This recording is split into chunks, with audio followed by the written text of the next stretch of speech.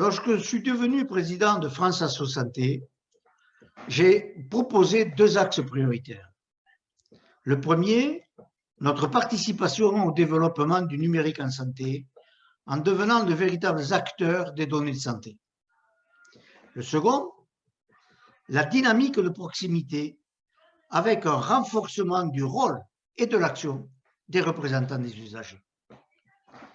Hier, j'étais aux assises citoyennes du numérique en santé. Aujourd'hui, avec vous, je suis pour marteler que la démocratie en santé, ce n'est pas seulement un plaidoyer parisien, c'est l'action territoriale, que ce soit dans les établissements de soins, médico-sociaux aussi, mais aussi dans l'espace libéral. Les textes réglementaires nous accordent une représentation. Nous devons aller beaucoup plus loin. C'est aujourd'hui notre participation que nous devons avoir. Et cela repose sur votre dynamique, sur votre engagement et aussi sur votre formation, tout autant que votre capacité à porter une voix collective construite au sein de nos associations et aussi, bien entendu, de France Asso Santé.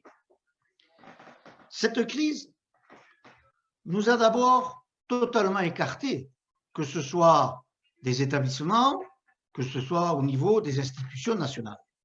Et puis, petit à petit, au cours de l'été, nous nous sommes aperçus que certains avaient besoin de nous et que nous devenions incontournables.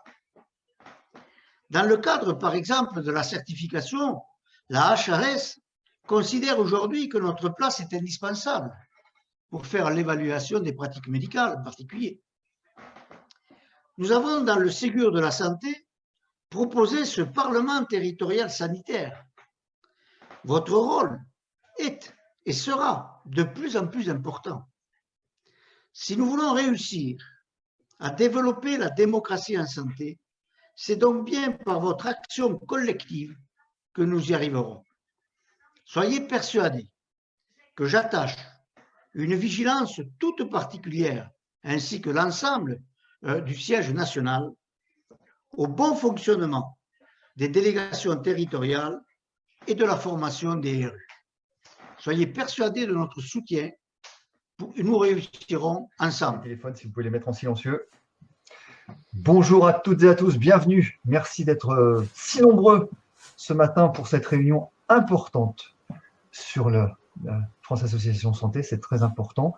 Avant de vous présenter, que je donne la parole à notre modérateur Sylvain, juste quelques petits éléments techniques. Vous devez être, vous, abonné et inscrit sur Google Chrome, comme ça vous bénéficiez de meilleurs outils pour Webinar Jam, et être une connexion plutôt filaire plutôt que Wi-Fi pour bénéficier de la meilleure bande passante. Si vous avez le moindre problème technique de son ou d'image, n'hésitez pas à vous reconnecter sur le lien qui vous a été donné sur le mail il y a un quart d'heure, et si vous avez quoi que ce soit, dites-le moi et j'essaierai de voir ce que je peux faire.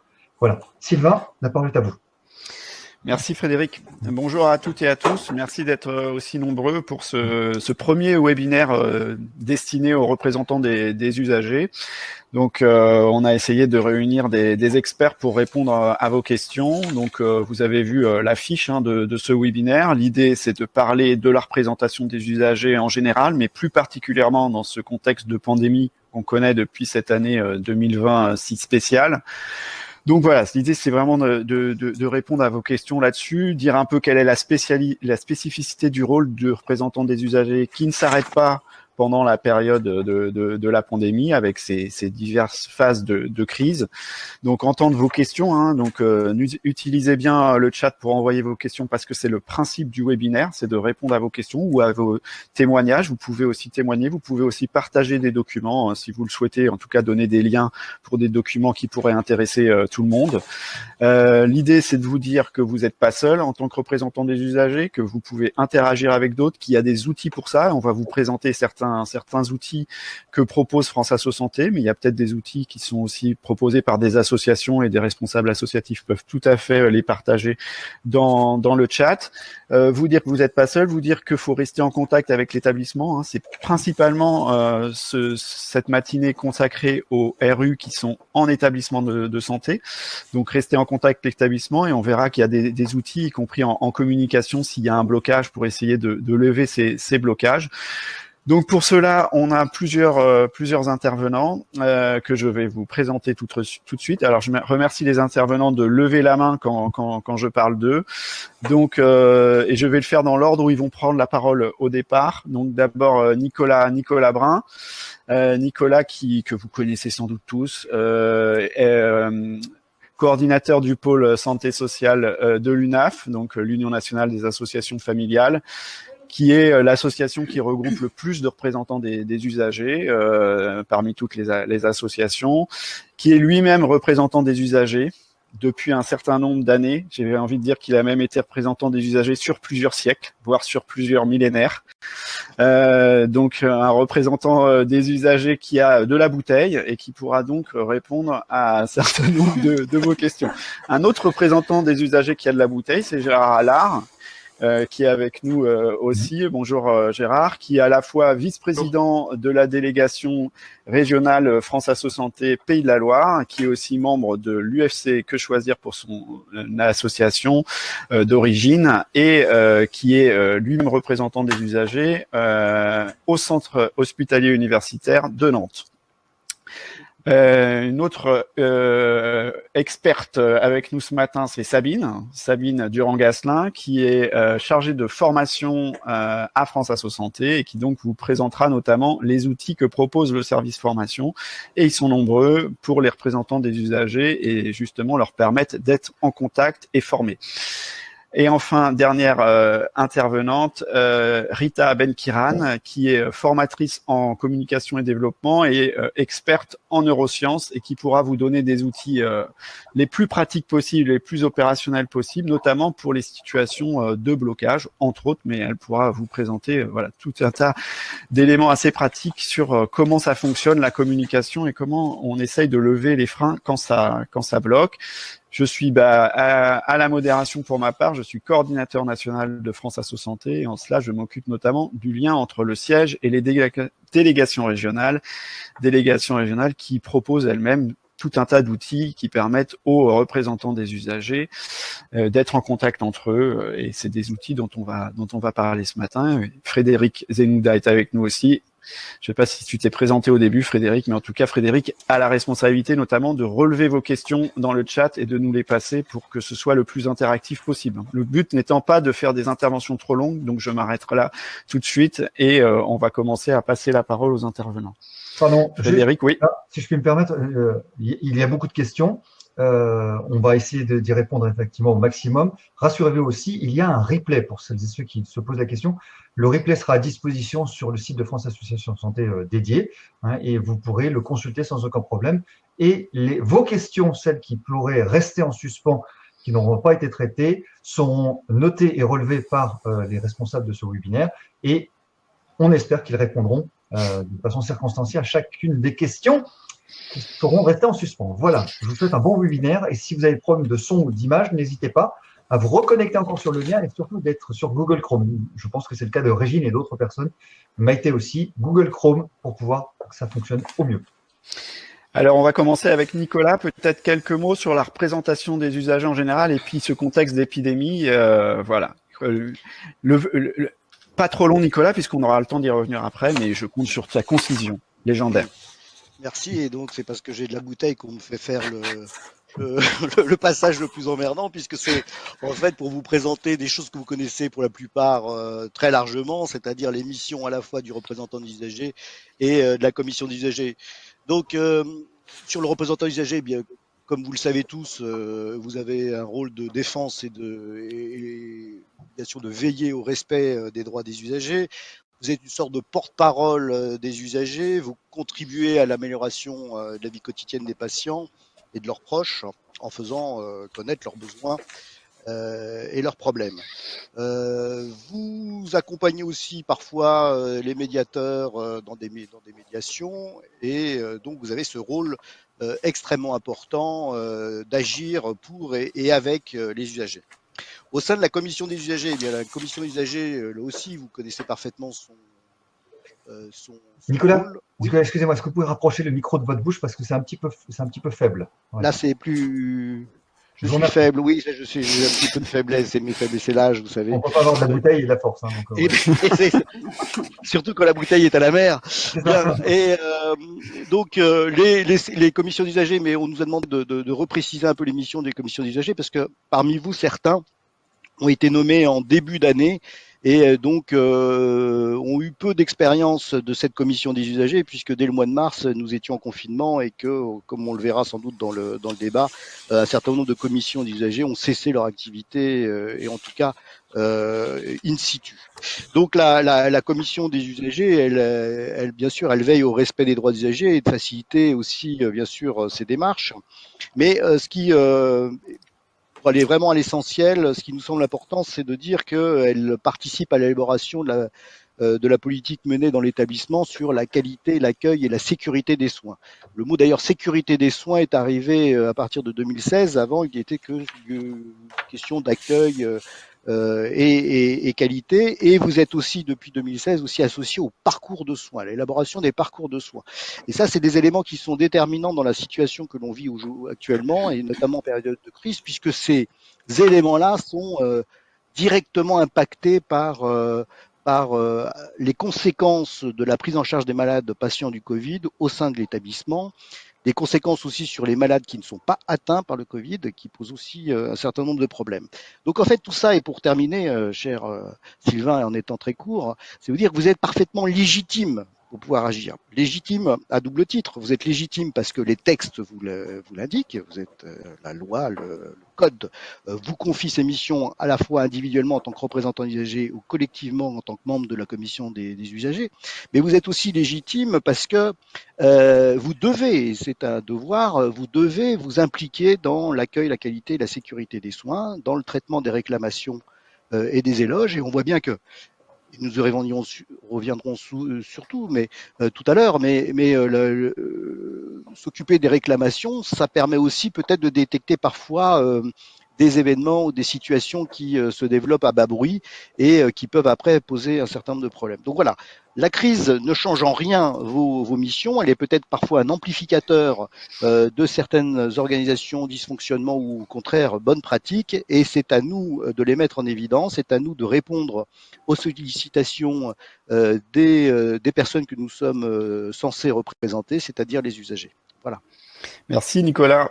Je vais donner la parole maintenant à Gérard qui va nous parler un peu plus de son expérience aussi de RU dans cette période de pandémie et qu'est-ce qui est spécifique dans ce rôle de RU, sachant que notamment dans les périodes de confinement, on peut difficilement se déplacer dans l'établissement de santé. Et donc voilà, comment conserver ce lien avec l'établissement, comment il s'y est pris lui, voilà un peu son expérience. Bonjour à tous.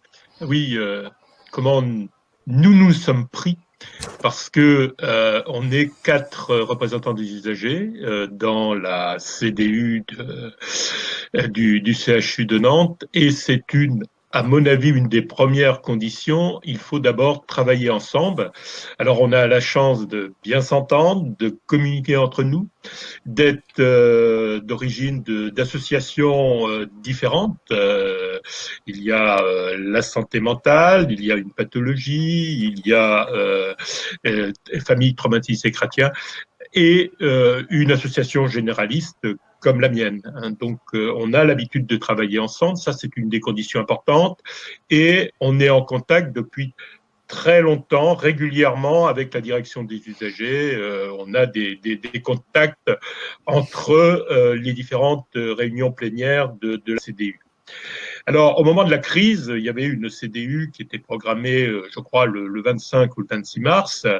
Et naturellement, le confinement nous a empêchés de nous réunir et on avait des remontées importantes d'usagers qu'on voulait faire passer. Donc, en lien avec la direction des usagers, la directrice, il a été décidé de faire une réunion hebdomadaire qui a duré d'ailleurs jusqu'à fin juin, début juin, excusez-moi. Alors, relativement courte, 1 heure. Alors au début, on a pris 1h30, qui était organisée de la façon suivante. Une intervention de la direction des usagers qui nous expliquait la situation, le nombre de lits, nombre de lits occupés par des patients Covid, urgence, lits réanimation. On faisait le point de la situation qui durait pas plus d'un quart d'heure. Et on avait pris l'habitude de collecter des questions qu'on abordait. Moi, je faisais la synthèse que j'envoyais la veille au soir sur des questions qu'on voulait aborder et qui portaient sur les conditions de visite, la réanimation, les programmations et les déprogrammations. On faisait ce listing et on passait 1 heure, 1h30. Et ce qui était très important, alors 3-4 jours après, on avait le compte rendu et on nous fournissait un certain nombre de documents. Alors, est-ce que ça a servi à quelque chose ? À notre avis, oui, parce que on a beaucoup insisté sur un certain nombre de points et en particulier, on a fait mettre en place rapidement une plateforme téléphonique de renseignement des usagers. Parce qu'on s'était aperçu qu'un certain nombre de familles, de proches de patients n'arrivaient pas à joindre les services, parce qu'ils étaient très occupés. Donc, ça a été un élément important. Et aussi, on a travaillé sur l'information sur le site Internet du CHU pour qu'il y ait plus de renseignements. J'y reviendrai peut-être tout à l'heure aussi d'autres points que nous avons abordés. Je veux dire qu'on a repris cette situation de crise. Alors, on a eu 2 CDU, une en juin et une en septembre. Et depuis fin octobre, on est repris ce mode de fonctionnement, c'est-à-dire là, il y a 1 heure, on avait cette réunion hebdomadaire, 1 heure, où on aborde un certain nombre de sujets. On a fait le point de la situation au CHU, mais également, on a examiné ensemble les déprogrammations qui se situent dans notre CHU à 20% et les mesures qui avaient été prises pour informer les patients. Et on a aussi revu des questions très pratiques, par exemple, puisque les visites sont interdites dans un certain nombre de services, comment transmettre des colis aux patients qui en ont besoin. C'était pas tellement clair et ça va être organisé à partir de lundi. J'arrête là pour ne pas être trop long. Merci beaucoup, Gérard. Oui, Frédéric. Juste si vous pouvez traduire les acronymes, CDI, Oui. et peut-être pour que tout le monde sache bien de quoi il s'agit. CDU, Commission des usagers, mais là, je pense que tout le monde sait. Là, normalement, je pense que tout le monde sait, mais c'est vrai qu'on va essayer de veiller tous à définir. On va dire que CDU et RU, on se donne le droit de les utiliser. Voilà. Pour les autres, on va essayer de les expliciter. C'est les règles. J'enchaîne avec Sabine. Sabine, notamment pour que tu indiques un peu brièvement les principaux outils qui peuvent être à la disposition de ces représentants des usagers, dont certains peuvent se sentir perdus. Je sais aussi qu'il y en a beaucoup qui commencent à dire dans le chat qu'ils sont pas entendus par l'établissement. Donc ça, dans les outils, il y a des choses pour répondre à ça. Mais je pense que Rita aussi aura des éléments là-dessus pour ceux qui sont pas entendus. En tout cas, il y a cette situation de blocage avec un établissement qui réagit pas. Mais Sabine, je te passe la parole d'abord pour les outils un peu de France Asso Santé sur ces sujets. Bonjour à tous. Donc moi je vais surtout vous parler des outils que propose le service formation. C'est vrai qu'il y a eu pendant le premier confinement, et là c'est encore le cas, une annulation des formations en présentiel auxquelles vous êtes nombreux à participer. Et donc on a, avec le réseau des formateurs et les délégations régionales, réfléchi à ce qu'on pouvait proposer pendant ces périodes de confinement.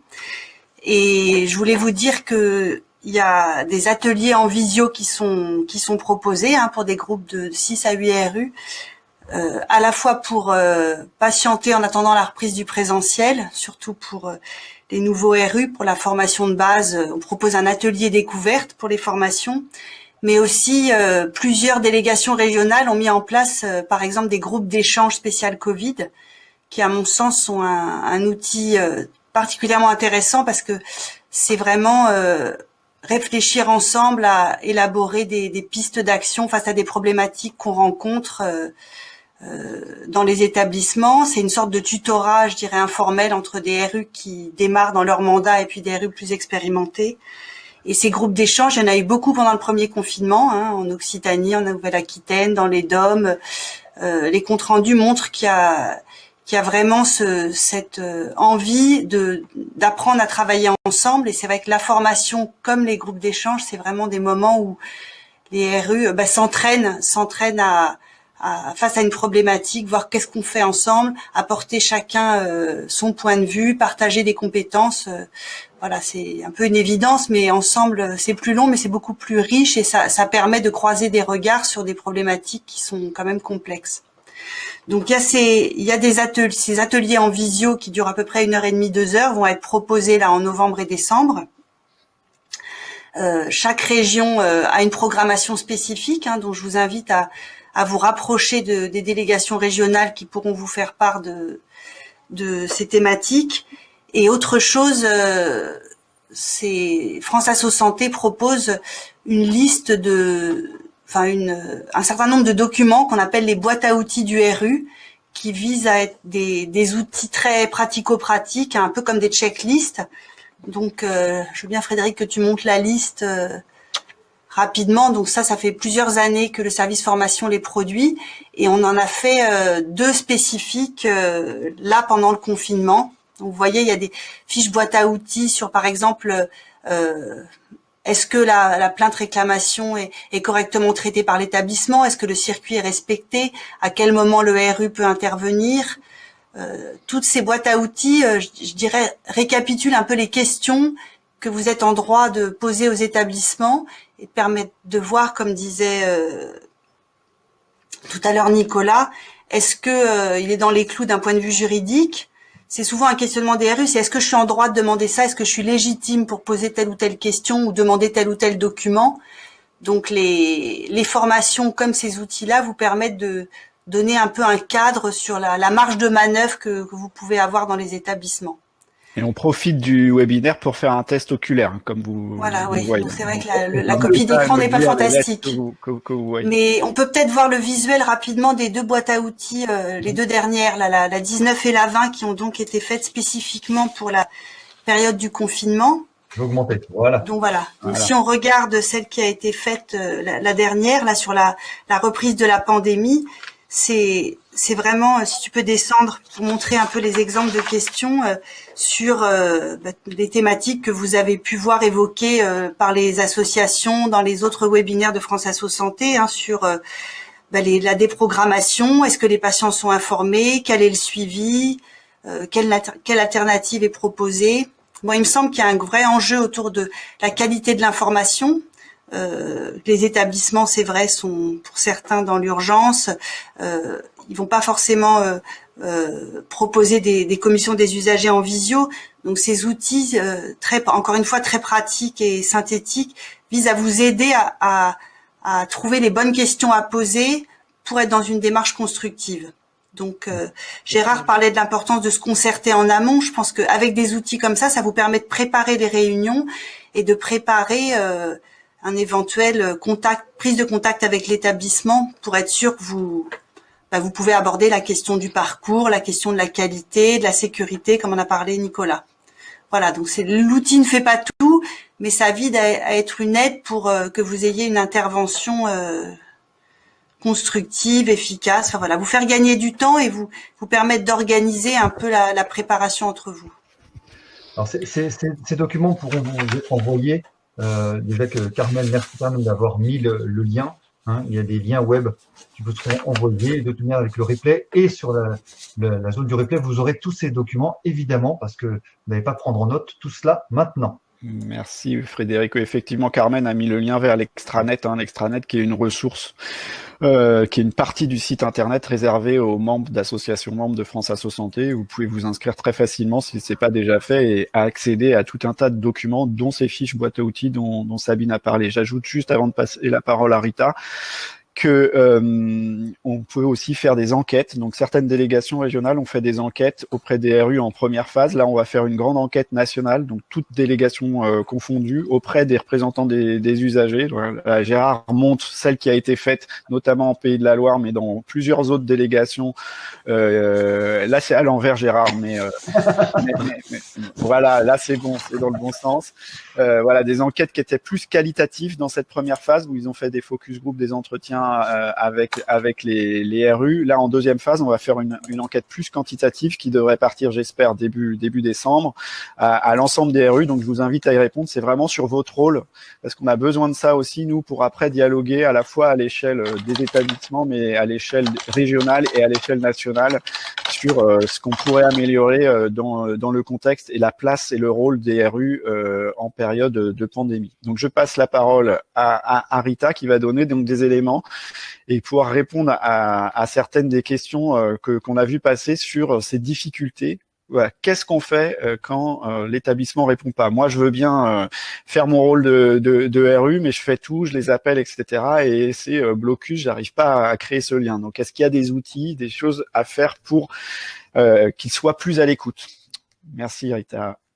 Merci, bonjour à tous. Moi, je ne suis pas du tout de France Asso Santé, je suis externe et je voudrais partager avec vous quelques compréhensions, quelques clés de lecture de nos comportements en tant qu'humains, puisqu'on a tous un cerveau.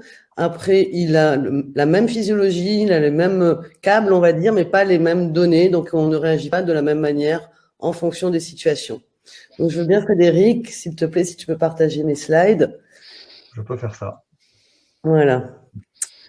Alors, le cerveau, de façon très simple, est divisé, hémisphère droit, hémisphère gauche, mais les neuroscientifiques reviennent sur cette définition et grâce aux IRM, aujourd'hui, on arrive vraiment à définir quelles sont les zones du cerveau qui interviennent en fonction des différentes situations. Donc là, on voit trois grandes parties, c'est bien plus complexe, c'est très simplifié. Donc on a le cerveau reptilien qui s'appelle reptilien du fait de l'évolution dans la chronologie de l'évolution humaine, et c'est le cerveau de la survie. C'est vraiment le cerveau qui réagit de façon automatique en situation de peur, de fuite, de plaisir. Ensuite, on a le limbique qui est partagé entre le paléolimbique et le néolimbique. En gros, c'est le centre des émotions, c'est le centre de la mémoire, et c'est là que en fait se fabriquent une fois qu'on a capté des informations, on va produire des neurotransmetteurs, donc on va avoir des réactions par rapport à des situations, mais de façon aussi automatique et non consciente. C'est vraiment le cerveau des relations sociales, dominant, dominé, mais toujours de façon très automatique, non consciente. Et puis on a le néocortex qui est la partie frontale du cerveau, qui est la partie de l'intelligence humaine, de la créativité dans le sens trouver des solutions à des problèmes répétitifs. Donc comment faire autrement, de s'adapter à des situations imprévues. C'est vraiment, alors cette partie est la partie consciente du cerveau. C'est la seule partie vraiment consciente. En fait, quand on apprend quelque chose, on en prend conscience avec son néocortex. Quand on est en formation, quand on est dans une réunion, on consomme énormément d'énergie parce qu'on a notre néocortex qui est vraiment sollicité. Et du fait de l'adaptation, en fait, on a fait en sorte de passer toutes ces informations en mode automatique pour économiser de l'énergie. Donc, c'est normal qu'on soit en mode automatique. Et puis, je vais vous poser quelques petites colles. Alors, vous pouvez pas parler, mais vous pouvez répondre dans le chat pour faire en sorte que ça soit un peu interactif. D'après vous, quel est le pourcentage en moyenne dans une journée d'actions conscientes qu'on fait en pourcentage, en moyenne? Et je vous laisse répondre dans le chat et je vais continuer mon exposé pendant ce temps. Donc, en fait, ce néocortex, c'est celui qui agit en conscience pour pouvoir réfléchir autrement. Alors, le pourcentage, il n'y a pas beaucoup de réponses. Pas encore. Décalage, il y a toujours un délai. 10%, 15%, 10%, 30%, 10%, etc. 1%. 1% de notre cerveau est conscient. Et donc, on a 99% d'activité automatique. Et c'est normal, c'est tout à fait normal. C'est pour ça que quand vous réagissez à quelque chose, après vous dites zut, j'aurais dû dire ça, j'aurais dû faire ça. Et en fait, c'est parce qu'on se remet en conscience. Et on a 60 000 pensées par jour, donc 2500 par heure, en temps normal. Donc, on voit ici deux systèmes, hein. Donc, c'est en anglais, mais le système 1, c'est le système automatique, et le système 2, c'est le système conscient. C'est Daniel Kahneman qui a développé cette approche. Et donc, on a tous des 99% d'actions automatiques. On réfléchit pas comment on écrit, on réagit, et c'est tout à fait normal. Il faut pas s'en vouloir, c'est physiologique. Par contre, c'est quand il y a une situation qui est problématique, là, on commence à se dire, mais comment je vais faire autrement? Donc, si je fais le parallèle avec vos situations, l'établissement veut pas me recevoir ou je n'arrive pas à tenir mon rôle de médiateur, c'est là où il faut se dire, mais comment je peux faire autrement? Et là, je vais vous donner quelques clés possibles. Et pour vous montrer qu'en fait, on a un cerveau automatique, là aussi, c'est un exercice que je fais en interaction, mais on va s'amuser à le faire comme ça, de façon différente. Je vais, avec ma souris qui est là, je pense que vous la voyez, mon curseur, je vais pointer un mot et vous allez dire à voix haute devant votre écran, peu importe si on vous écoute pas, juste faites l'exercice pour vous. Vous allez dire la couleur du mot. D'accord? Allez, on est parti. Donc là, c'est rouge. On voit pas votre curseur. Hein. Ah, on voit pas mon curseur. Ça, c'est dommage. Bon, peu importe. C'est ce qu'on appelle le test de Stroop. Je vais vous expliquer. C'est qu'en fait, on arrive à dire la couleur du mot, mais en faisant un effort. En gros, quand on utilise notre cerveau conscient, quand on utilise notre néocortex, ça demande de l'énergie. Et par adaptation, on utilise le minimum possible le cerveau conscient pour économiser l'énergie. Donc, on consomme 80% de l'énergie du cerveau.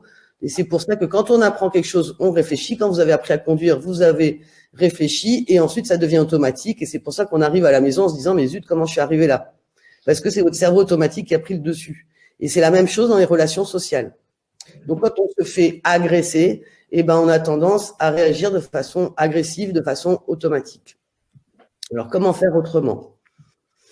On étudie en fait 4 émotions principales en neurosciences et il n'y a pas de décision sans émotion. Donc, c'est Antonio Damasio qui l'a prouvé.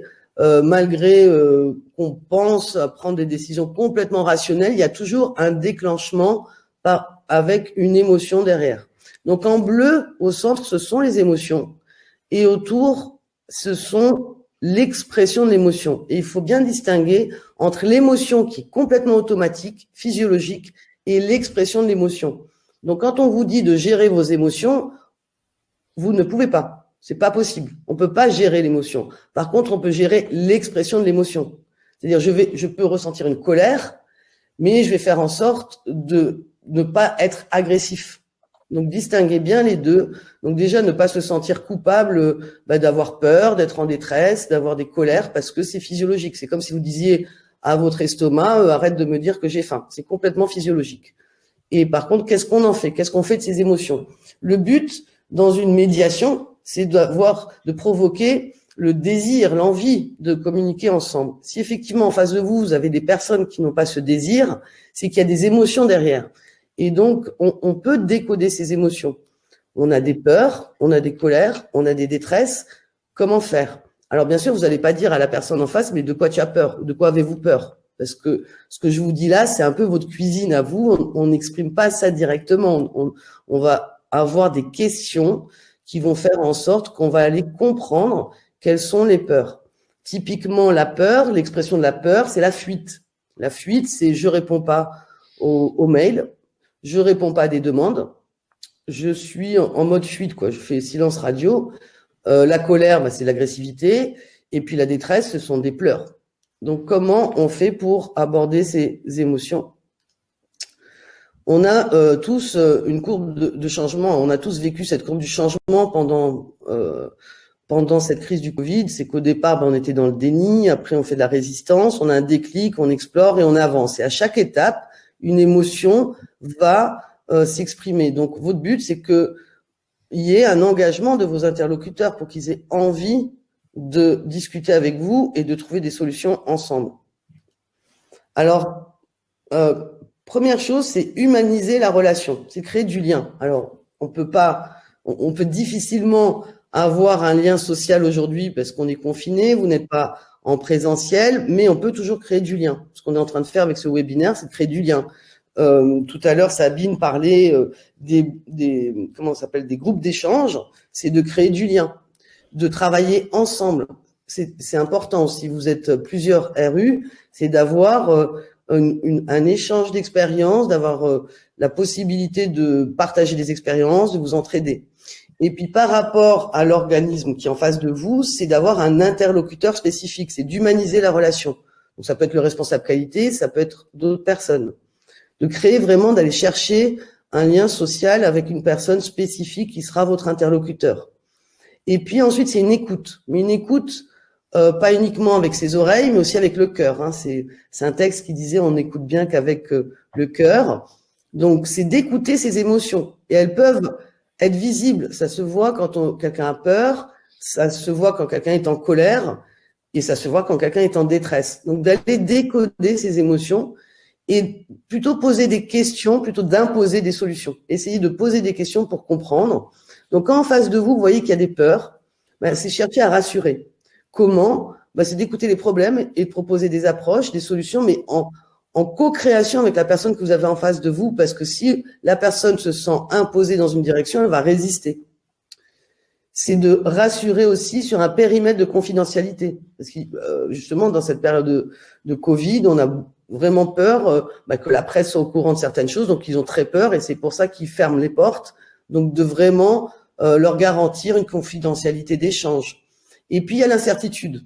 On ne sait pas ce qui va se passer on est tous dans l'incertitude aujourd'hui. L'incertitude crée des peurs parce qu'on n'arrive pas à se projeter dans le futur. Donc en proposant des solutions ou bien en partageant des progrès qui ont été réalisés dans le passé, ça va leur permettre de voir que votre intervention est utile et permet de donner un cadre de certitude, de sécurité émotionnelle. Quand on a une colère, c'est un besoin qui n'est pas satisfait. Donc, c'est d'aller comprendre quel est le besoin qui n'est pas satisfait chez la personne. Tout ça par des questionnements. De créer vraiment un lien avec du bon sens et de l'authenticité pour aller comprendre. J'ai vu tout à l'heure dans le chat que quelqu'un disait on m'interdit ma présence. Moi, la première question, c'est de comprendre pourquoi. C'est quoi derrière? Est-ce que c'est des peurs? Est-ce que c'est une expérience passée qui s'est mal passée? Il n'y a pas une seule réponse à cette question. Il y a un contexte spécifique. Donc, à vous d'aller creuser, de comprendre pourquoi on vous interdit votre présence. Et par rapport à ça, de pouvoir créer ce lien. Et puis, n'oubliez pas donc la légitimité qui est la vôtre. Hein. Nicolas parlait de la légitimité tout à l'heure. Donc, vous avez non seulement une légitimité du fait du texte et du code, mais aussi parce que c'est votre rôle. Et vous êtes, au travers des réclamations, effectivement, vous pouvez comprendre quels sont les problèmes spécifiques. Donc, placez-vous, prenez votre place dans la légitimité. Donnez-vous cette légitimité. Si vous-même, vous ne vous sentez pas légitime, vous aurez du mal à prendre votre place. Donc, c'est la première des choses, c'est de vous convaincre vous-même. Et donc, ensuite, j'ai dit, rappelez les progrès. Donc, c'est une projection dans en fait, dans notre cerveau, la mémoire du futur, c'est-à-dire l'anticipation, se construit dans la même zone que la mémoire du passé. Si on a une expérience négative, on va se projeter dans un futur négatif. Chat échaudé craint l'eau froide. Donc, c'est de vraiment essayer de se projeter dans quelque chose de constructif en rappelant ce qui a été réalisé de positif dans le passé. Et puis, toujours regarder sous un autre angle. Placez-vous à la place de l'autre. Ça ne veut pas dire que vous êtes d'accord avec lui, mais d'essayer de comprendre la situation dans son regard, dans sa perception. Chacun a une perception différente d'une situation. Échanger avec d'autres RU pour croiser des regards et apporter des solutions différentes. Voilà, c'est quelques clés de lecture. Juste une petite précision donnée par Alexis sur le chat, et merci. Sylvain, tu peux peut-être corroborer cela, c'est la légalité et la légitimité de votre travail. Hein. Ah bah ça, oui, bien sûr. Alexis d'ailleurs, qui aurait pu être avec nous, c'est la limite du nombre d'intervenants ne nous le permettait pas, mais bien sûr que il y a des textes qui existent. La légitimité des représentants des usagers, elle est en place depuis un moment, hein, puisque les représentants des usagers, ils existent depuis 1996 dans des textes officiels, 96 dans des textes officiels, les ordonnances Juppé à l'époque. Donc cette légitimité, elle s'est construite après. Il y a eu la loi de 2002 et toute une autre série de lois, mais elle est importante. Et donc on ne peut pas se contenter d'une réponse des établissements qui disent bah non, c'est la crise, les RU, on peut plus parler avec vous. Ce qui a été une grosse problématique, notamment en première phase, c'est-à-dire que au contraire, la démocratie sanitaire, elle est censée se renforcer dans les périodes de crise, et là, on a vu comme un recul. Peut-être, Frédéric, voir comment on pourrait répondre à certaines questions et celles qui reviennent le plus. J'ai notamment, moi, en tout cas, beaucoup eu de questions, y compris en amont de cette réunion, autour du lien entre les représentants des usagers. On en a déjà parlé, et le fait de faire un quatuor, puisque c'est 2 titulaires et 2 suppléants, donc commission des usagers, vraiment un quatuor qui travaille ensemble, mais justement, que faire quand ça fonctionne pas bien, et notamment le lien entre titulaires et suppléants, et quels sont les droits qu'ont les suppléants d'avoir des infos, notamment quand le lien se fait pas trop avec les titulaires. Est-ce que ça, Gérard ou Nicolas, vous auriez des pistes là-dessus? Pardon, Oui. une petite. Oui, Sabine, j'allais lui dire, elle n'est plus connectée et il fallait qu'elle relance sa connexion. Voilà. D'accord. Pardon. Donc Nicolas ou Gérard, un des deux pour se lancer sur titulaire suppléant, voilà, comment, parce que je suis pas sûr que les textes répondent à tout là-dessus. Donc comment faire pour nos amis suppléants qui parfois se sentent un peu éloignés? Ah, Nicolas, on t'entend pas. Micro. On n'entend pas. Il faut le micro est activé en haut.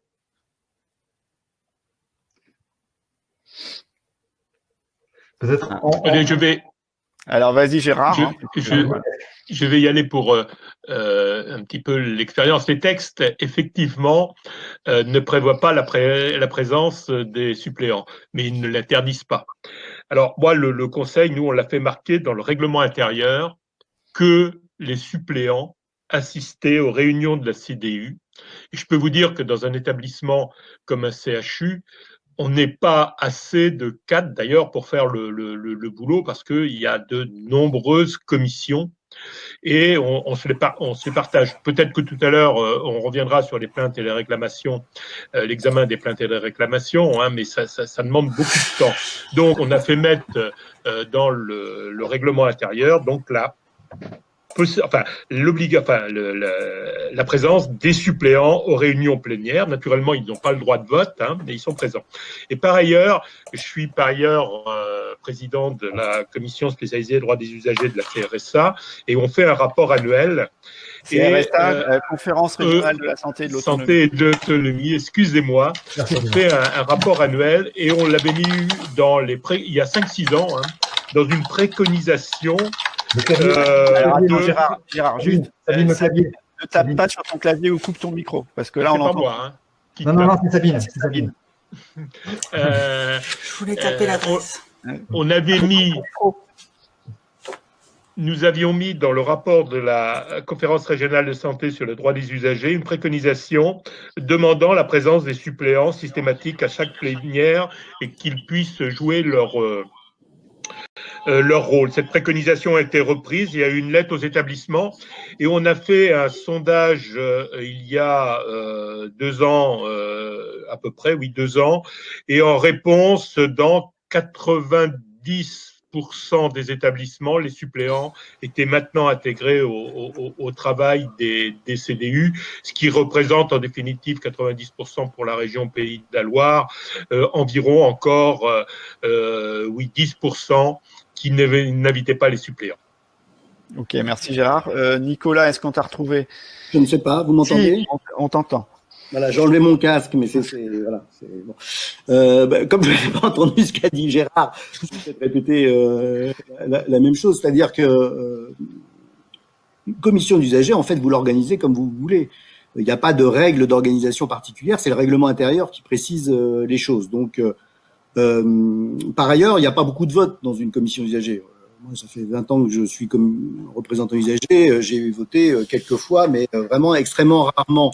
Donc, c'est vraiment la présence Et ça ne coûte rien à l'établissement, puisque à part éventuellement les délais les indemnisations de transport, vous n'êtes pas rétribué donc par une vacation, donc ça ne coûte rien à l'établissement. Donc ça veut bien dire quand même, ça montre quand même l'état d'esprit de l'établissement. C'est-à-dire, si un établissement ne souhaite pas que les suppléants participent en même temps que le titulaire à la réunion de la CDU, on peut s'interroger sur sa véritable implication et sa volonté plutôt de l'implication des représentants usagers dans la structure Deuxièmement, faire participer le suppléant, c'est aussi un gage de continuité. Parce que on sait tous que lorsque une commission n'accepte que les titulaires, lorsque le titulaire est absent, le suppléant qui arrive n'a pas tout l'historique de ce qui peut être dit. Alors qu'on a vraiment besoin d'inscrire notre démarche dans la continuité. Et donc, nous devons être au courant de l'ensemble des discussions qui ont pu avoir lieu dans la commission usagers. Et c'est pas à la lecture même d'un compte rendu, même très bien fait, que l'on a véritablement les éléments des problèmes. Donc, moi, j'insiste que pour qu'il faut vraiment imposer la présence du représentant des usagers titulaire et suppléant. Bien entendu, quand il y a un vote, seul le titulaire vote. Frédéric? Sylvain, oui, peut-être la question d'Odile est intéressante. Quels sont officiellement les membres qui doivent siéger en CDU auprès, autres que les RU? Il y a les deux médiateurs, médical, non médical. Il y a le représentant de l'établissement. Là, c'est les 5 qui composent la cellule de base de la CDU. Et après, il peut y avoir et là, c'est le règlement intérieur aussi qui le précise, d'associer d'autres représentants. Ça peut être un représentant de la CME, c'est un représentant de la commission des soins infirmiers, le directeur de la qualité, etc., etc. Donc après, elle peut être à géométrie variable, mais la cellule de base, c'est les 2 médiateurs, les 2 RU et le représentant de l'établissement. Oui, Sabine a précisé d'ailleurs dans le commentaire, Sabine a mis les textes de loi sur la composition. Ouais. Et aussi sur la possibilité d'avoir de la part de la FAS des formulaires pour permettre les transports, voire les indemnités, mais aussi les possibilités de transport, les autorisations de transport, les dérogations. Gérard? Non, la question, je ne sais pas si j'avais pas compris, c'était pour la dérogation, on l'a évoqué tout à l'heure, c'est le remboursement des frais, c'est prévu dans le règlement intérieur, hein, normalement, hein, dans quelles conditions, quels frais peuvent être remboursés, en particulier les frais de déplacement, et naturellement les modalités de remboursement sont indiquées dans le règlement intérieur, quels documents remplir. Actuellement, pour pouvoir se déplacer. Alors moi là, je vais donner la position qu'on a prise en tant que RU du CHU. C'est que comme on se considère comme des personnes vulnérables, hein, donc on a pris la décision de ne pas se déplacer. On y reviendra tout à l'heure. On a réglé le sujet des plaintes et des réclamations. Alors, si éventuellement, et ça a été le cas hier d'une représentante des usagers qui a eu à se déplacer puisque le directeur général voulait la voir, donc là, il lui a donné une autorisation dans le sens d'une mission de service public, je crois, hein, donc pour la demander. Mais on a fait le choix quand même de restreindre nos déplacements tels que cela nous est demandé. Si je peux ajouter quelque chose sur le règlement intérieur, il y a une de nos formations qui est proposée là actuellement en visio autour justement de ce travail concerté entre les RU pour faire évoluer le règlement intérieur. Hein. Il doit être actualisé au moins tous les 2 ans et les RU doivent participer activement à cette réactualisation dans le sens où le règlement intérieur, c'est un outil opérationnel, c'est-à-dire qu'il y a ce que dit la loi et après il y a ce qu'on peut mettre en place pour compléter la loi et faire que le fonctionnement de la commission soit un outil de la démocratie en santé. Donc donner les moyens au RU de pouvoir exercer son mandat. Donc le travail autour du règlement intérieur, c'est quelque chose qui est proposé de manière assez concrète pendant les formations. Parce qu'il n'y a pas de règlement intérieur type. Donc c'est quelque chose à construire, je dirais, avec les spécificités de votre établissement. Il n'y a pas de règlement intérieur type, mais il y a l'existence du règlement intérieur est prévue par le Code de santé. Ah, tout à fait. Oui. C'est l'article R 1112-89. Je le lis, hein, je ne le sais pas de mémoire, mais qui dit la commission établit son règlement intérieur. Et les fédérations hospitalières ont des modèles, hein, et ils les ont transmis. C'est souvent la FHF en particulier avait un modèle de règlement intérieur. Fédération hospitalière de France. Mais le modèle, ça va être la version basse, et vous pouvez en faire une version un peu plus démocratie en santé. Ce que je veux dire, c'est qu'il faut que les RU y mettent leurs pattes. Parce que, bien sûr, le règlement intérieur type va rappeler la loi et les articles qui sont incontournables, mais je pense qu'on peut faire quelque chose qui soit un peu plus en faveur de la qualité, d'une démarche qualité aussi pour le fonctionnement de la commission des usagers. Frédéric? Sylvain, moi, je peux me permettre, sur le chat, on voit beaucoup de questions sur des désaccords ou sur des mécontentements parce qu'un tel décide de ceci, l'autre décide de cela, ou bien ne déclare pas quoi que ce soit. Des accords entre RU, tu veux dire? Oui, entre RU et entre différentes structures. Est-ce qu'il y a un organigramme sur lequel les personnes peuvent se référer, pour demander les questions précises sur la légalité, sur qui doit faire quoi, et comment on doit faire les réunions, est-ce qu'on doit faire les vidéos, parce que je dois passer quelque chose, attention le clavier, Sabine, est-ce que je peux décider de faire une visio tandis que mon directeur me l'interdit ou me le refuse? Voilà, c'est à peu près les choses qui arrivent. Voilà. Peut-on exiger de participer aux réunions urgence Covid? Voilà, et plein de questions sur qui doit faire quoi et qui a le droit de faire quoi.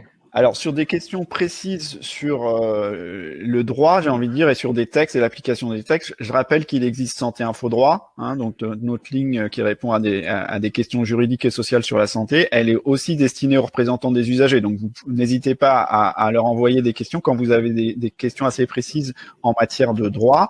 Après, donc Santé Info Droit, si quelqu'un de l'équipe France Asso Santé peut remettre les coordonnées dans le chat, ce sera parfait. Et après, sur les questions plus précises de à qui s'adresser quand ça bloque dans l'établissement, moi, je voulais quand même passer un message fort, c'est que on a bu beaucoup et j'ai eu beaucoup de témoignages où c'est pas forcément l'établissement qui bloque sur la question supplément titulaire, mais c'est parfois les titulaires eux-mêmes qui se considèrent que c'est eux les titulaires et que les suppléants ne sont que des suppléants. Donc ça, c'est un message à faire passer aussi en interne et y compris dans les associations membres. C'est bien un quatuor qui doit fonctionner ensemble. Comme l'a dit Gérard, pour le niveau du CHU, 4, c'est déjà peu, mais même dans d'autres établissements, c'est hyper bien d'être unis. Donc l'intérêt de la représentation des usagers et l'intérêt d'être dans une asso, c'est de passer du jeu au nous. Donc on n'est pas tout seul, quoi. Et donc pour passer du jeu au nous, c'est titulaire plus suppléant. Donc il y a un travail aussi à faire auprès des suppléants de communication pour leur dire auprès des titulaires, je veux dire, pour leur dire attention, mettez les suppléants dans la boucle. C'est aussi le travail des titulaires de les mettre dans la boucle. C'est pas les freins viennent pas toujours de l'établissement de santé. Est-ce que Nicolas, tu as une piste à qui s'adresser quand voilà. Alors non, mais pour compléter compléter, Sylvain, ce que tu viens de dire, c'est aussi rappeler qu'on ne représente plus sa propre association, on représente l'ensemble des usagers. Donc on a un engagement moral pour que les choses fonctionnent. Et on voit bien que c'est quand même une tâche et des missions qui sont extrêmement lourdes. Et vous le dites tous, toutes, quand on fait une formation, vous nous dites qu'au départ, on nous avait dit que c'était 4 réunions, et puis en fait, on s'aperçoit que le travail, il est immense et que les missions sont de plus en plus diversifiées en plus. Donc, si on n'établit pas une sorte de task force au sein de l'établissement, je dirais entre les cadres de RU qui sont dans la CDU, mais également ceux, si ce ne sont pas les mêmes, au conseil de surveillance, mais également éventuellement ceux qui sont dans les services, qui appartiennent à des associations qui travaillent dans les services. Si on n'arrive pas à se coordonner entre nous, à s'échanger des informations, on ne fera pas bien notre travail. C'est donc chacun à notre place, chacun avec nos missions, nous devons agir. Et donc, il est vraiment indispensable, de ne pas engager de concurrence qui n'a aucun sens entre associations, et donc je suis titulaire, je te passe pas mon truc parce que tu n'appartiens pas à mon association, etc., ou voire même individuellement, c'est-à-dire si on met à part le problème des associations, de flatter son ego en disant ben moi je suis le titulaire, donc je reçois cette information, je dois être le seul interlocuteur avec l'établissement, et puis mon suppléant, ben lui il se débrouille. Non, on a une mission qui nous est donnée, nous sommes 4 dans la CDU à recevoir cette mission, et nous avons un engagement moral de la part des gens que nous représentons, qui sont les usagers, les patients, leurs familles, leurs proches, et nous devons donc agir pour être le plus efficace possible. Et le plus efficace possible, c'est de travailler tous ensemble. Gérard, tu voulais ajouter quelque chose? Oui, Nicolas là, vient de traiter la relation entre les RU. Après, c'est aussi la relation des RU avec la direction d'établissement. Et là, je pense qu'il faut établir des liens de confiance. Il y a un certain nombre de méthodes que vous voyez en formation, mais je vais en citer une ou deux. C'est d'abord de bien identifier 20 interlocuteurs responsables au niveau de la CDU. Ça doit être, par exemple, le président de la CDU, mais si c'est le directeur d'établissement, peut-être qu'il peut déléguer à une direction des usagers ou à quelqu'un d'autre, et d'avoir des contacts fréquents. Nous, on a eu quelques difficultés quelquefois. On demande à être reçus tous les 4 pour traiter le problème en dehors de la CDU avec la direction des usagers. Et puis, mais peut-être que cette personne a un poste important, n'est pas toujours disponible. Il y a souvent aussi un technicien, responsable qualité ou responsable des plaintes et des réclamations qui doit pouvoir être à votre écoute. Faites des échanges mails éventuellement, en principe, et ils répondent. C'est le conseil que je donne aussi aux bénévoles de mon association qui sont représentants des usagers. N'hésitez pas à faire des échanges mails, on vous répondra. Alors, par rapport au chat, il y a une question qui revient pas mal, c'est le rôle des RU dans le dialogue direct avec les usagers et comment passer de l'information directement aux usagers. Est-ce que c'est le rôle des représentants des usagers que de le faire et comment le faire hors période pandémie, pendant la période pandémie? Voilà, comment on établit ce contact direct entre RU et ceux qu'on représente, c'est-à-dire les usagers? Alors, je pense que ça tout dépend aussi, effectivement, période Covid, période no Covid, pas une différence, puisque quand vous n'êtes pas en période normale, vous allez dans l'établissement et vous baladez, vous avez le droit de vous balader pas balader, mais d'agir dans l'établissement. Après, chacun fait comme il l'entend. Il peut très bien, par exemple, s'asseoir aux côtés de les caisses d'admission et commencer à discuter avec les gens, chronométrer aussi combien de temps, s'il y a des tickets, combien de temps on met. Enfin voilà, ça donne un certain nombre d'informations. Vous pouvez participer à des événements. Il y a des fois des portes ouvertes, des réunions lors de la semaine de sécurité des patients où les usagers viennent dans l'hôpital, viennent discuter avec les professionnels, mais ils peuvent aussi venir discuter avec les représentants usagers qui ont souvent des stands à ce moment-là. Il y a pour ceux qui sont dans les maisons des usagers, qui ont une maison des usagers, bien sûr, des permanences que les associations peuvent avoir au sein de la maison des usagers ou éventuellement dans les services lorsque c'est des associations de patients. Vous avez bien sûr vos coordonnées qui sont normalement, et ça c'est d'une manière dans le livret d'accueil. On sait très bien que le livret d'accueil, le fait de mettre les coordonnées des représentants usagers dans le livret d'accueil n'est pas suffisant parce que le livret d'accueil est pas forcément donné au bon moment, et pas forcément lu. Les gens sont plus intéressés sur leur vie au sein d'un service plutôt que de l'établissement ou connaître l'histoire de l'établissement. Donc il faut aussi voir comment on peut rendre plus visible et lisible cette participation. Et puis sur les sites bien sûr internet de l'établissement, vous devez aussi laisser au moins un moyen contacter. C'est pas forcément votre numéro personnel, je ne vous le conseille pas forcément d'ailleurs, parce que ça peut poser un certain nombre de problèmes, mais ça peut être une boîte aux lettres qui a été faite par l'établissement pour les représentants des usagers, et vous avez les mails qui arrivent sur cette boîte aux lettres, ce qui vous permet d'avoir un petit filtre par rapport à ça. Ouais, je dirais que... Oui, justement, Sabine, j'allais vous donner la parole avec la permission de Sylvain. C'était sur justement est-ce que tous les acteurs de cela sont bien formés et ont l'obligation d'être formés? L'obligation d'être formé, non, il y a que la formation de base RU en avant pour les tout nouveaux qui est sur 2 journées en période normale en présentiel. Et certains disent, les établissements nous demandent le papier certifiant qu'on a fait cette formation, mais sinon non, il n'y a pas d'obligation. Je dirais qu'aujourd'hui tout bénévole associatif demande à se former, à partager encore une fois l'expérience avec d'autres personnes.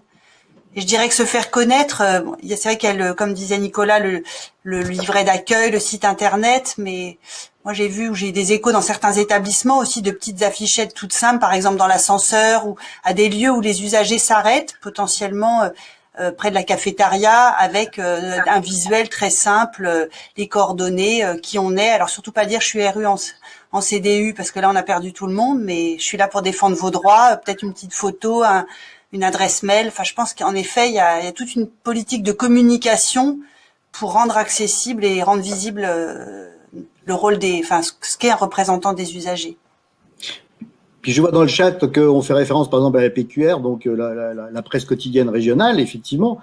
Les représentants des usagers peuvent être aussi interviewés sur leur rôle, leur fonction dans la presse locale, et c'est un effet assez intéressant. Je rappelle aussi quand même que parce que parfois le représentant usager n'est pas connu du public, mais n'est pas forcément non plus connu par les professionnels de l'établissement, à part ceux avec qui on est en lien direct.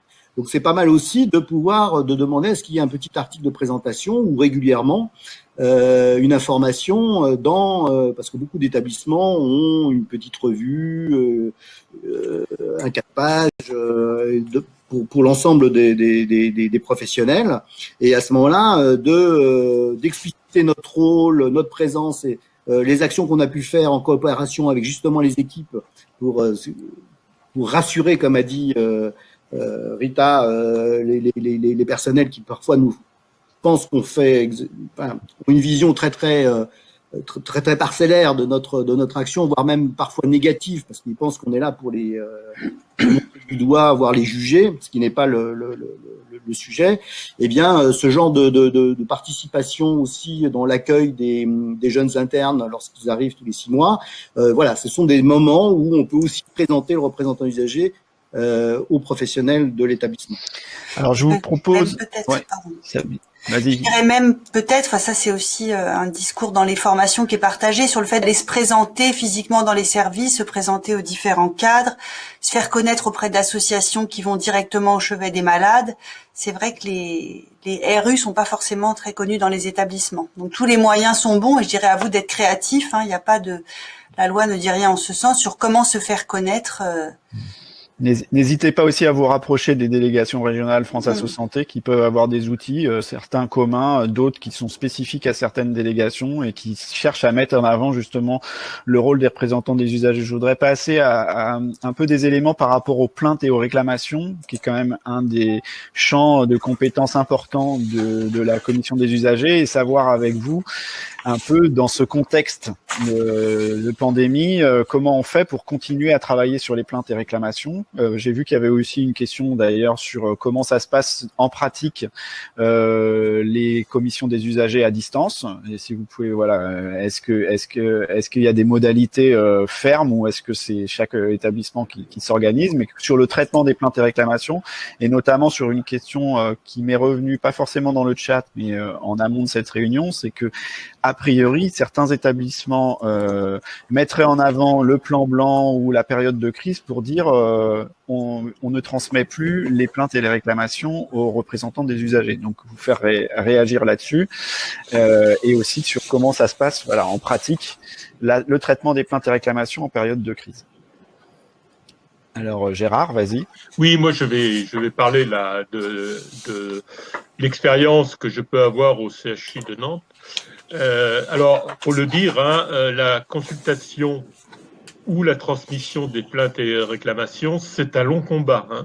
C'est inscrit dans les textes depuis 2004, et ça n'a pas été toujours facile. Et les retours que j'ai aussi des bénévoles de mon association dans les établissements, on voit que c'est très difficile. Donc on a commencé, nous, à avoir accès aux plaintes et réclamations dès le début, mais on était, comme on dit, surveillés. Il y avait 2 personnes et qui était avec nous, qui regardait qu'on n'emmenait pas de papier, hein, pour tout vous dire.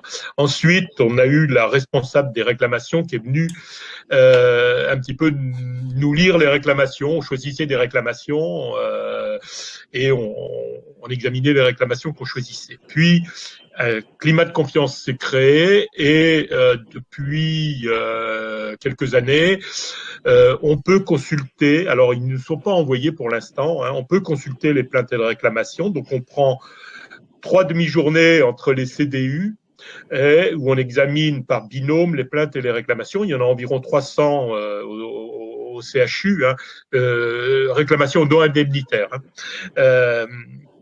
On fait là, s'il y a des plaintes et des réclamations individuelles qui nous choquent, on le dit tout de suite, et où les réponses ne nous plaisent pas, on le dit tout de suite à la direction des usagers, mais à chaque CDU, on fait une synthèse de ce qu'on a pu voir, mais j'allais dire par grand thème, hein, par exemple fonctionnement des urgences, ce qui nous permet d'alimenter ensuite le projet des usagers qu'on doit faire annuellement.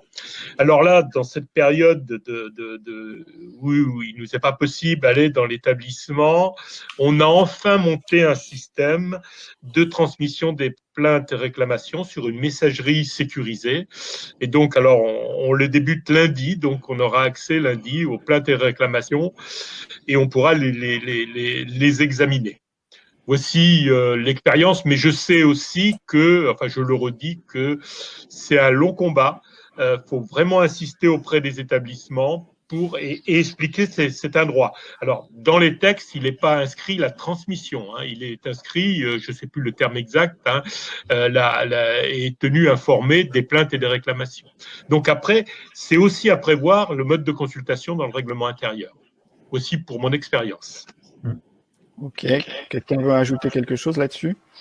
Bah, effectivement, c'est le plainte réclamation, c'est presque la clé d'entrée de notre action. Donc, je rappelle qu'à 96, la première commission qui avait lieu, c'était une commission qui était simplement axée sur le règlement des plaintes et réclamations et l'orientation des usagers vers d'autres systèmes si l'établissement n'arrivait pas à régler cela. Ça a rappelé historiquement que c'est quand même sur cette base-là que s'est construit la représentation des usagers dans les établissements de santé. Dans la philosophie de la loi de 2002, c'était aussi ça, la défense des intérêts et des droits des usagers aussi dans le sein des établissements et notamment par le traitement des plaintes de leurs plaintes et réclamations et d'être sûr qu'ils obtiennent une réponse puisque à l'époque, rappelez-vous, pour beaucoup d'établissements, quand c'était une plainte, une réclamation qui arrivait à l'établissement, certaines directions disaient mais mettez ça à la poubelle en disant mais de quoi il se plaint, il est déjà soigné, c'est bien suffisant. Donc vous voyez qu'on on a quand même évolué là-dessus. Sur l'accessibilité, parce qu'on nous remet ça aussi en face en disant mais oui, mais elle a le secret médical. Je rappelle que le secret médical, d'abord que le représentant usager, comme tous les membres de la CDU, est astreint au secret professionnel, que le secret médical, il s'oppose y compris aux médecins eux-mêmes, qui ne sont pas ceux qui s'occupent du patient, donc ce n'est pas simplement les usagers, et que troisièmement, moi je m'en fiche que ça soit monsieur Untel ou monsieur Untel. L'important c'est que c'est le numéro tant et je vais traiter la plainte et la réclamation. Et je n'ai pas besoin d'avoir le nom de la personne. L'objectif c'est que la réponse soit en adéquation au questionnement de l'usager et que donc surtout de vérifier que à la fois l'ensemble des questionnements qui sont contenus dans un courrier ait obtenu une réponse. Et on sait très bien que dans une lettre de réclamation, il y a un motif, un grief, il y en a plus. Le plus important arrive en fin de courrier, et que deuxièmement, surtout pas de réponse automatique, non individualisée, où on répond à peu près la même chose, c'est-à-dire que vous ayez un problème parce qu'il n'y avait pas de PQ dans les chiottes, ou parce que vous avez eu une erreur médicale grave, et donc on va faire quasiment la même réponse. Donc et ça, pour pouvoir le vérifier, il faut bien que l'on ait accès à ces réclamations. Dans le projet de loi, il y a un projet de loi actuellement, une proposition de loi, pardon, qui est pendant en ce moment au Parlement. France Assos Santé a établi justement un amendement sur cette question-là pour bien marquer explicitement que dans le code de loi, on transmette l'intégralité du contenu des courriers, des plaintes et de réclamations afin que nous puissions les analyser. Mais encore, C'est pas que le RU. Je rappelle, la CDU, c'est du RU, c'est des médiateurs et c'est des responsables médicaux ou administratifs. Donc, c'est bien l'ensemble de l'établissement qui doit analyser ces plaintes et réclamations, non pas pour mettre au banc de l'empire l'établissement, mais pour améliorer les pratiques. Et en tout, bien sûr, aux patients et à ses proches. Merci Nicolas. Oui, Sabine. Je peux porter un complément. Est-ce que Gérard parlait d'une messagerie sécurisée? Est-ce que dans les pratiques, c'est possible d'être systématiquement en copie quand il y a une lettre de plainte qui est envoyée à la direction, de demander que les RU soient mis en copie et des réponses de l'établissement pour voir en effet, comme tu dis Nicolas, si c'est pas une réponse type, et un peu du suivi de ces plaintes pour qu'il y ait un suivi en continu et pas seulement pendant les réunions? Surtout là, en cette période de confinement. Est-ce qu'on pourrait utiliser une boîte mail, pas forcément, enfin, la boîte mail des RU et demander qu'ils soient systématiquement en copie? Ah, mais moi, je pense que c'est même une nécessité. Alors, c'est une nécessité, mais est-ce que c'est ce qui se fait en général? Ou est-ce que l'établissement... C'est très hétérogène. Comme l'a dit Gérard, c'est très hétérogène. D'accord. Lorsque vous êtes dans et on est en droit de le l'établissement- demander. Règlement intérieur. Lorsque vous êtes dans un établissement où il y a 300 réclamations, et il faut sélectionner d'ailleurs je le dis, hein, les réclamations indemnitaires, ça fait beaucoup de choses. Donc là, on va plutôt être pour la consultation, la consultation régulière des plaintes à réclamation sur une messagerie sécurisée. Dans un établissement où il y a 10-15 réclamations par an. Là, à mon avis, on peut arriver à une transmission automatique lorsqu'il y a la réclamation. Hein. Et je sais que dans un certain nombre d'établissements, il y a même discussion avec les RU sur, j'allais dire, la réponse. Hein. Il y a consultation des RU pour comment on établit la réponse aux plaignants.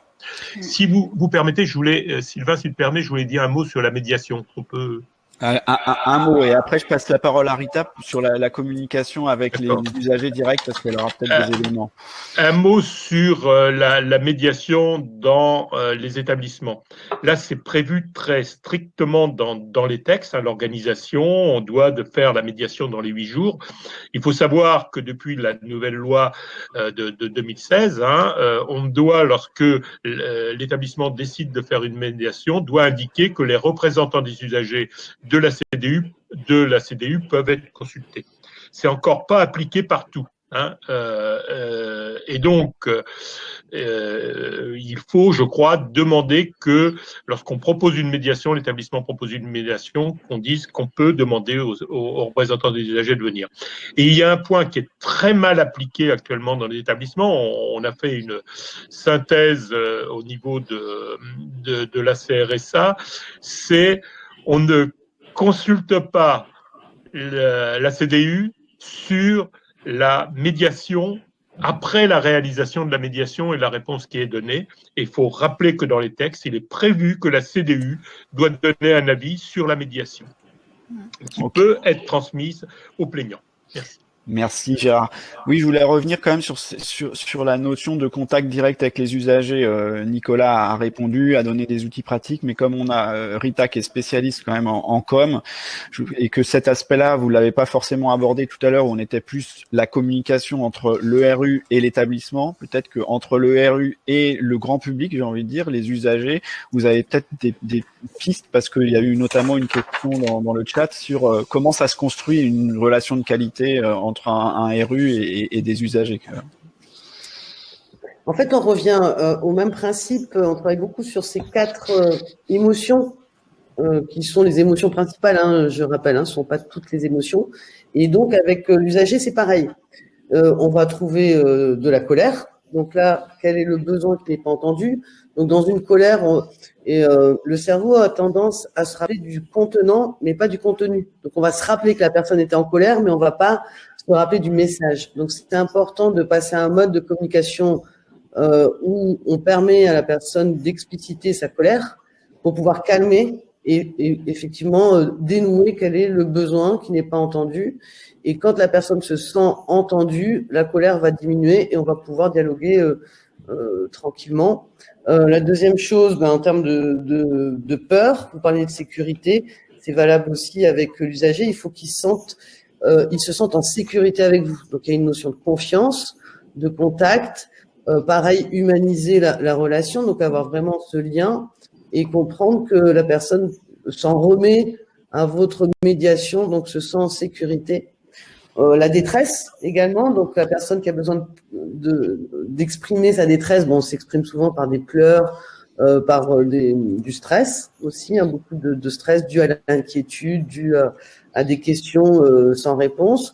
Donc d'aller écouter cette source du stress pour pouvoir les rassurer en disant que la médiation va se mettre en place. Donc une fois que la personne se sent entendue, forcément, elle va être beaucoup plus calme et va exprimer ce qu'elle a exprimé sans être dans l'expression d'émotions fortes.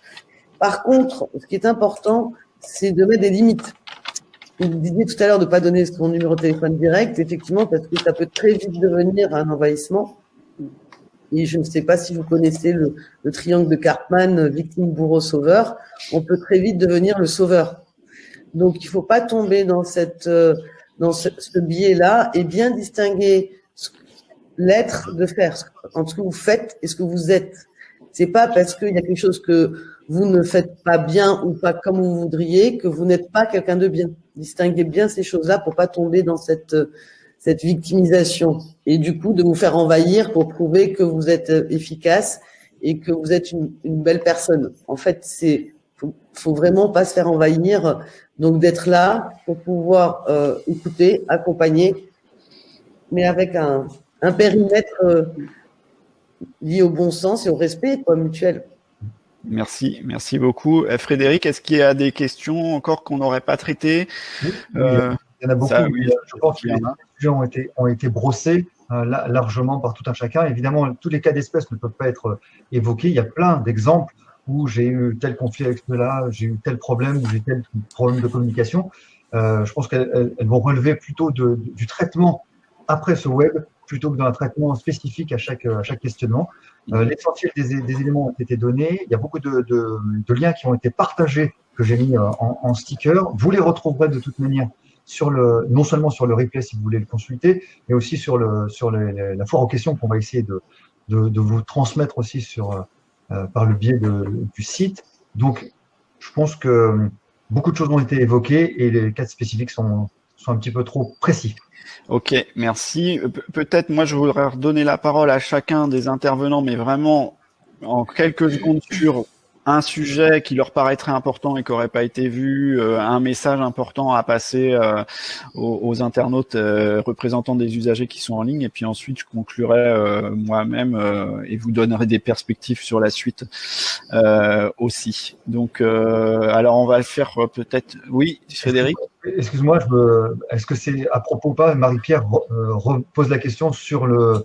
Alors, pardonnez-moi des sigles, mais en RU, en CALAN, en CLUD, en SPLUD. Alors, en CLUD, effectivement.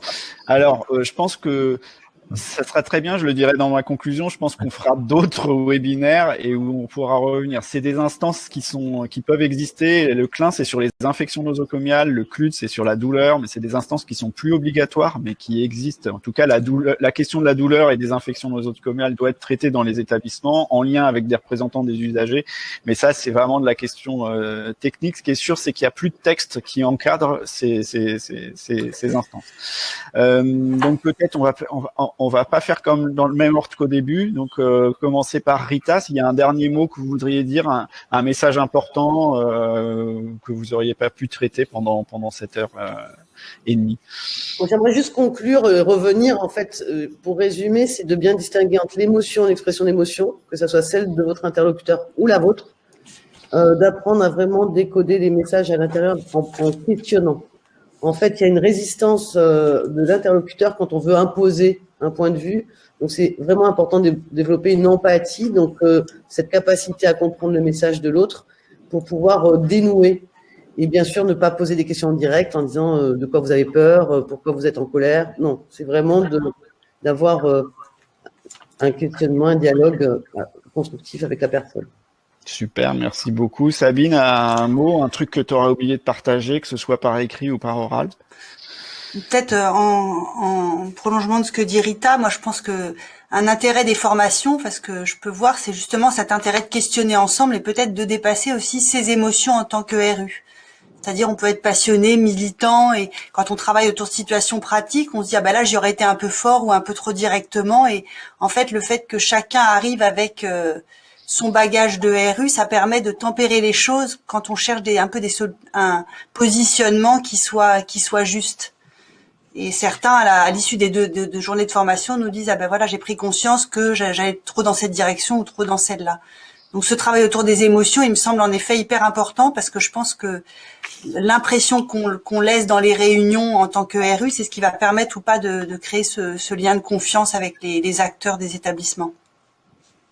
Super. Et ben, peut-être, oui. Avant de donner la parole à Gérard et Nicolas, une question aussi importante d'Alexis qui peut être résumée. Ouais.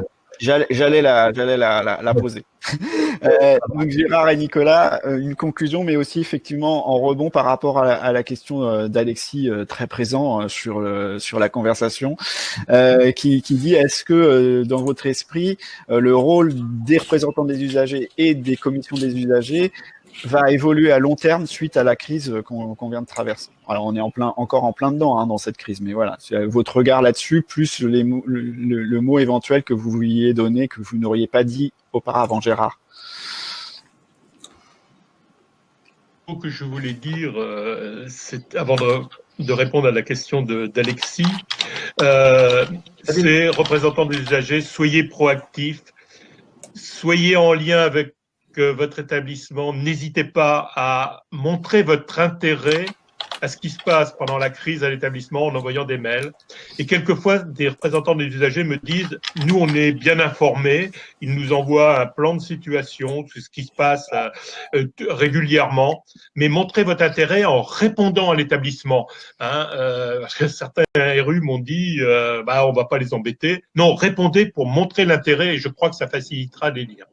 Alors, est-ce que les missions des CDU vont évoluer? Moi, j'allais dire, d'abord, le premier objectif, c'est déjà de leur faire jouer leur plein rôle. Et aujourd'hui, globalement, les CDU ne jouent pas tout à fait leur rôle. Il y a encore plein de points que nous donne la réglementation de possibilités. Par exemple, j'ai vu dans le chat, on a évoqué le projet des usagers. Est-ce que chaque établissement a réellement un projet des usagers et comment il le met en œuvre? Donc moi, j'allais dire, naturellement, il faudra faire évoluer la réglementation et ça va être les suites du Ségur que France Asso Santé est en train de préparer, mais c'est aussi de bien vivre, d'utiliser toutes les possibilités qu'on a pour faire jouer notre rôle de représentant des usagers dans cette instance qui est essentielle. Super, merci. Nico, de ton côté, à la fois sur la question d'Alexis et puis sur le message fort que tu voudrais refaire passer ou que tu n'aurais pas fait passer. D'abord, dire que tout le monde découvre les conséquences d'une crise sanitaire de cette ampleur sur notre système de santé. Et que tout le monde un peu s'adapte au fur et à mesure. On a bien vu qu'en première vague, c'était d'abord après une sidération, ils ont mis en place des organisations. En deuxième vague, on remet d'autres organisations, on les approfondit. Je dirais même que les malades ou les patients, les proches s'organisent aussi, essayent de pouvoir aussi s'adapter. Donc nous, on doit rentrer dans ce mouvement-là. C'est-à-dire que les représentants usagers doivent aussi demander à participer dans ce mouvement. Et c'est sans doute pendant ces périodes d'incertitude où tout le monde est un petit peu instable sur les bases qui sont habituellement les bases sur lesquelles on construit la participation ou l'organisation d'un établissement, eh bien c'est à ce moment-là qu'on peut agir et une fois que tout sera resolidifié, ça sera plus compliqué. Donc n'hésitez pas ça. Et sur le deuxième point, je pense qu'il faut absolument qu'on participe au retour d'expérience. Bon, certains l'ont été en première phase, il faudra sur la deuxième vague, la troisième vague et peut-être à la fin. Et je pense que c'est à partir de ce moment-là, et ça c'est un nouveau rôle pour les usagers, même si on pouvait le faire, mais de participer à ces retours d'expérience et d'essayer de voir qu'est-ce que cette crise nous a appris et pour améliorer à la fois notre système de santé d'un point de vue général et l'organisation et le service rendu à la population par les établissements de santé dans lesquels on siège. Super, merci. Je vais essayer de conclure puisqu'on s'approche de midi. D'abord, vous remercier toutes, à la fois évidemment les intervenantes et les intervenants, parce que je pense que ça a été très utile. Je sais que les participants, moi j'ai pas le nombre de participants, mais Frédéric m'a dit qu'il restait bien en ligne, donc ça montre que ce qu'on se racontait avait de l'intérêt pour les personnes qui étaient en ligne, et c'était ça le but. Le but, c'était effectivement de vous passer des grands messages, et notamment le message principal, c'est qu'en tant que représentant des usagers, vous n'étiez pas seul, donc on était là pour vous épauler, et notamment France Asso Santé. Donc on a essayé de détailler une partie des outils. Il y en a beaucoup, des outils, et je vous invite, moi particulièrement, mais parce que c'est mon rôle en tant que coordinateur national, mais à vous rapprocher des délégations régionales de France Asso Santé. Je rappelle qu'elles sont dans tous les territoires. Vous trouvez la liste des délégations sur notre site internet et les contacts. Donc si vous n'êtes pas en contact avec la délégation, en fonction de la région où vous siégez, parce que ce contact avec la délégation, ça peut vous permettre de répondre à des questions que vous avez et vous n'avez pas forcément trouvé de réponse aujourd'hui, notamment sur des cas très particuliers où il y a des blocages, et j'ai vu passer certaines questions, donc ça peut être hyper utile de contacter la délégation, vous orienter vers les outils. Vous avez vu, il y a un certain nombre d'outils, vers le calendrier des formations, les formations qui sont donc pour l'instant à distance, mais qui reviendront en présentiel dès qu'on le pourra, parce que quand même on ne l'a pas dit, mais des formations en présentiel, c'est quand même autre chose que les formations à distance. Les formations à distance qu'on fait en ce moment, elles sont utiles, ces ateliers, mais voilà, il y aura des formations en présentiel. Il y a un calendrier donc qui est en place, et donc ça, le service formation au national, mais les délégations dans les régions peuvent vous renseigner là-dessus. Tous ces outils. En fait, on a beaucoup d'outils à France Asso Santé. C'est juste qu'après, faut être bien orienté pour les connaître. Donc, pour ça aussi, il y a le site Extranet. Carmen vous a mis le lien, mais on vous le redonnera. C'est important d'être inscrit à l'Extranet, parce qu'il y a beaucoup d'éléments qui vous permettent d'être en interaction, parce que c'est ça. J'ai envie de dire, c'était le but et l'objectif premier de ce webinaire, c'est de vous montrer que vous étiez pas seul, et donc en interaction, à la fois au niveau de l'établissement, entre les quatre, on en a parlé, mais même au-delà. C'est hyper enrichissant de partager avec d'autres représentants des usagers, que ce soit dans les formations, dans les groupes d'échange, et même entre vous. Vous pouvez vous faire des groupes WhatsApp ou autres entre représentants des usagers pour échanger, parce que on est plus fort ensemble que seul dans son coin. C'est hyper compliqué d'être isolé. Cette crise nous le montre d'ailleurs, que les personnes qui sont isolées, c'est difficile pour elles, donc faut pas être isolé en tant que RU. Donc voilà, vous remercie, vous dire que comme je l'ai dit tout à l'heure, on tâchera de faire d'autres. Donc je ne pouvais pas vous donner de date pour l'instant ni de fréquence, mais vu le succès de ce premier webinaire pour les représentants des usagers, on en fera d'autres. Je ne peux pas vous dire quand, mais on en reprogrammera, qui permettront de répondre à des questions qui ont été formulées là et qui n'ont pas forcément trouvé de réponse. En tout cas, merci beaucoup aux participants et aux intervenants. Sylvain, si je peux juste dire qu'il y a un autre webinaire qui est prévu le 7 décembre. Tout à fait, j'ai vu que dans la conversation, c'était évoqué avec la Haute Autorité de Santé sur la question de la certification dans les établissements, qui est effectivement, pour les représentants des usagers, un moment hyper important, quelque chose de très important, la certification des établissements. Donc ce sera évoqué dans un webinaire le 7 décembre. Voilà, est-ce que Frédéric? Non, juste vous relatez les retours de nos internautes. Voilà, nous étions plus de 260 ce matin à écouter. A priori, 250 en constant, en moyenne. Ça veut dire qu'un turnover qui est très très bon. Merci, et tout le monde vous remercie pleinement de ces échanges. Ils sont ravis d'avoir appris beaucoup de choses. Et on rappelle que toutes les questions seront remontées à qui de droit, et vous essaierez d'en faire des réponses circonstanciées, et peut-être dans une foire aux questions. J'imagine que ce ne sera pas forcément à chaque personne, mais en tout cas sur une foire aux questions qui sera sur le site. En tout cas, tout le monde vous remercie pleinement, à chaque expert, et merci Sylvain d'avoir modéré ce webinaire ce matin. On vous remercie tous, on vous souhaite plein de bonnes choses, prenez soin de vous, et n'hésitez pas à échanger, et faites-vous valoir, apparemment. Voilà. Merci beaucoup. Informez-vous. Au revoir. Au revoir. Au revoir.